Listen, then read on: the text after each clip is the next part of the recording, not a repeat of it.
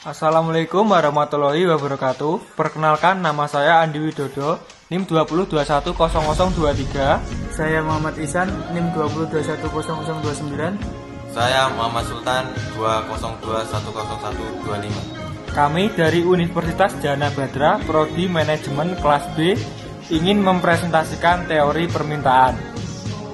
Teori permintaan adalah keinginan yang disertai oleh kemampuan untuk membeli barang dan jasa pada tingkat harga dan waktu tertentu. Permintaan untuk berbagai komoditas oleh perorangan biasanya disebut oleh hasil dari proses maksimalisasi kepuasan. Penafsiran dari hubungan antara harga dan kuantitas yang diminta dari barang yang diberi. Memberi semua barang dan jasa yang lain. Pilihan pengaturan seperti inilah yang akan memberikan kebahagiaan tertinggi para konsumen. Dalam analisis permintaan, dianggap bahwa permintaan suatu barang terutama sangat dipengaruhi oleh tingkat harganya. Oleh sebab itu, dalam teori permintaan, yang terutama dianalisis adalah hubungan antara jumlah permintaan suatu barang dengan harga barang tersebut. Kemudian hukum permintaan. Hukum permintaan adalah suatu kaidah yang menjelaskan tentang hubungan negatif antara tingkat harga dengan jumlah barang atau jasa yang diminta akan turun. Demikian pula sebaliknya, jika harga turun, maka permintaan terhadap jumlah barang atau jasa akan meningkat. Itulah bunyi dari hukum permintaan yang berlaku asumsi ceteris paribus, yang artinya hukum tersebut berlaku apabila faktor-faktor selain harga tidak mengalami perubahan atau dalam keadaan tetap. Faktor-faktor yang mempengaruhi permintaan. Selera konsumen.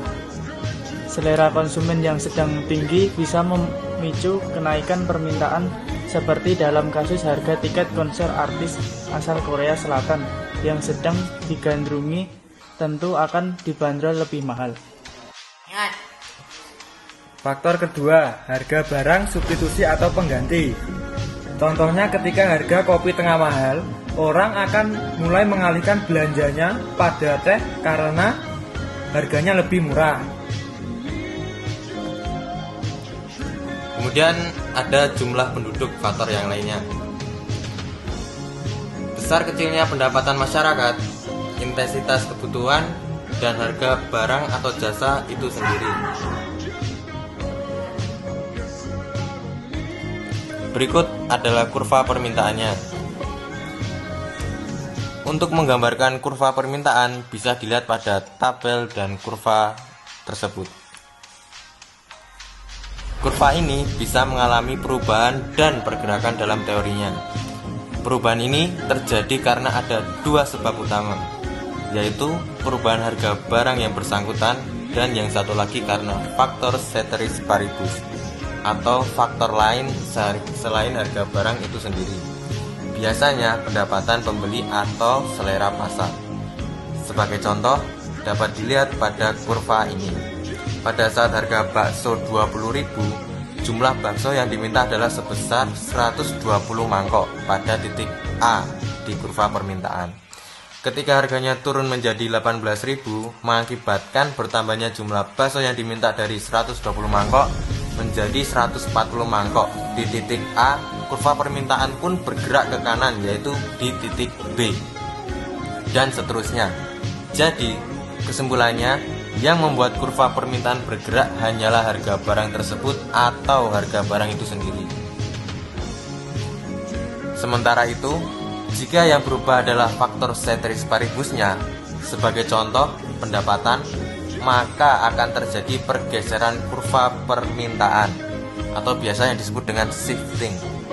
Bila pendapatan meningkat, kurva permintaan bergeser sejajar ke kanan. Jika pendapatannya menurun, kurva permintaan bergeser sejajar ke kiri.